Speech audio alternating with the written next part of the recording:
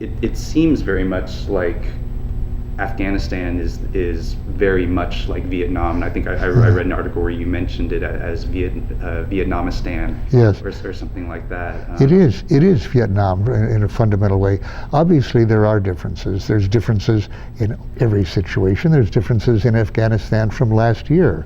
In Afghanistan, mostly worse as far as we're concerned. It'll be different next year, worse, essentially. And putting a couple of 100,000 more troops there wouldn't make it much better, and certainly not after they left.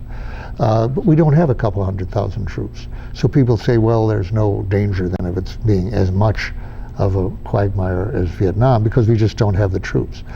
I read this latest request for 45,000, which is coming up from McChrystal, as not in terms of that's exactly what we need and that will do the job at all. There's no chance in the world that McChrystal thinks that 45,000 troops or 90,000 troops would make a major difference there.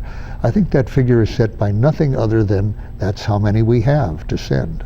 And that if he had 200,000 or 300,000, that's what he would be asking for.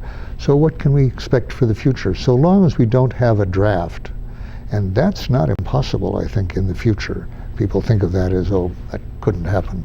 But for example, supposing there were another 9/11 of some sort, which can never be totally forestalled or predicted, I think a draft would be a very possible response to that.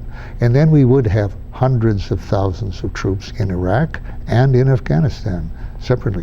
But I think what the future holds, unless Obama finally says no, or I shouldn't say finally, but now says no, unless he says that, which I think is possible, then what the future holds is more and more requests for as many as they can put, as many as they can strip from Korea and from Europe and from places around the world and send over to Afghanistan. And as troops are removed from Iraq under the present policy, I would expect them all to go to Afghanistan. Instead of a fifth tour in Iraq, their fifth tour will be in Afghanistan, and they won't like that any better.